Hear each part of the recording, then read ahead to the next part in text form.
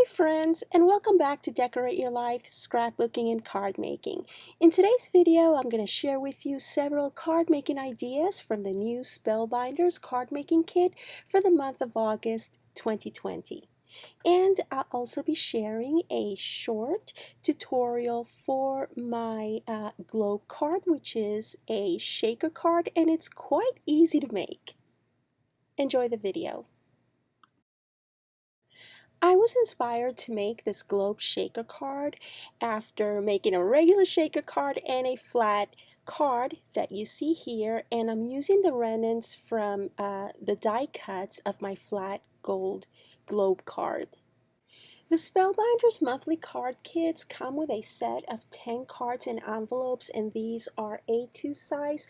So I took a pink cardstock from the kit and I cut that to 5 3/8 by 4 1/8, and I trimmed the black piece of paper to 4 by 5 1/8.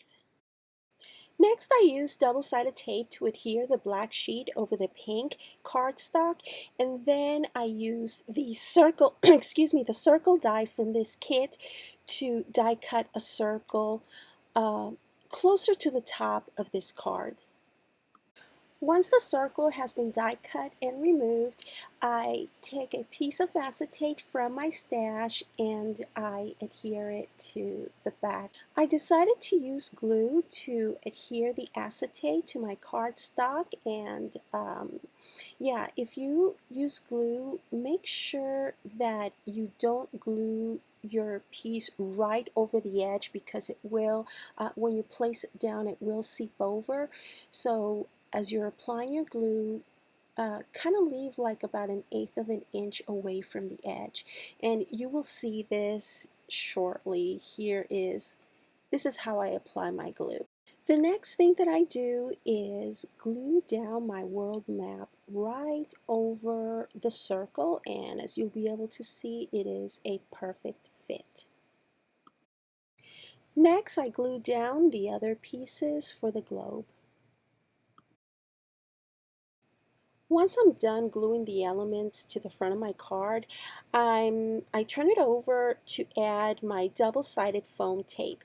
Now, the foam tape that I have is a 1/2 inch wide, and of course I don't want to use it that wide, so I cut it right down the middle, and I just wrap it around the circle.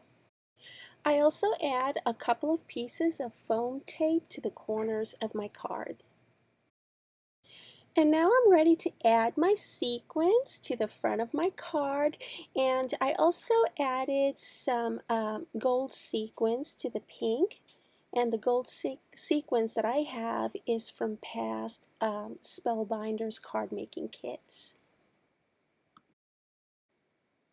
And now I'm ready to add the top to my card, and I also use some die cut shapes to decorate the front of my card, and I decided to die cut the shape of the airplane, and I adhere the New York banner, the plane, and the relaxed sentiment with the small square foams from the kit. And that's pretty much it, folks. I hope that you've enjoyed my shaker card tutorial from the new Spellbinders card making kit for the month of August 2020, and I do have other card making ideas from this kit, and yeah, be sure to look in the description area below for my links to this Spellbinders kits and other die clubs and other club kits from Spellbinders. Thank you so very much for watching, and I will see you once again real soon. Bye now.